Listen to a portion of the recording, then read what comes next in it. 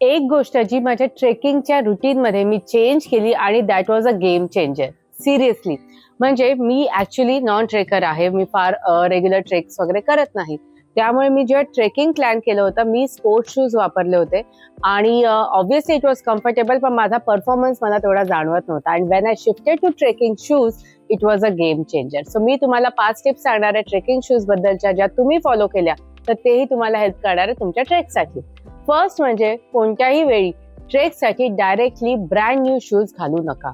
तुम्ही 1 to 2 weeks at least त्यावर practice करणं खूप गरजेचं आहे.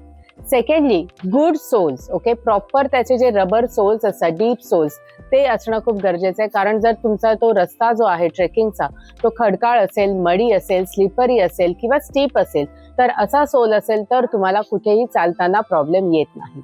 Third is shoe size.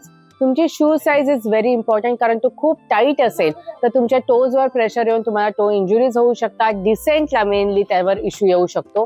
So तुमच्या पायामध्ये आणि शूजमध्ये ऍटलिस्ट एका बोटाचं अंतर असणं खूप गरजेचं आहे. टो बॉक्सची विड्थ आहे ती पण खूप इम्पॉर्टंट आहे. फोर्थ टिप, तुमची लेस टाईटनिंग. बघायला गेलं तर खूप इझी वाटतं, पण जितकी तुम्ही लेस कम्फर्टेबली टाईट करता किंवा टाय करता, एकदम करकचून बांधायची नाहीये, पण ती अशी कम्फर्टेबल पाहिजे की तुमचे फूट त्यामध्ये स्लाइड झाले नाही पाहिजे. कारण जर तुमचा फूट त्यामध्ये स्लाइड होत असेल तर डिसेंड करताना तुम्हाला टो इंजुरीज येऊ शकतात. आणि फिफ्थ इज ब्लिस्टर प्रोटेक्शन.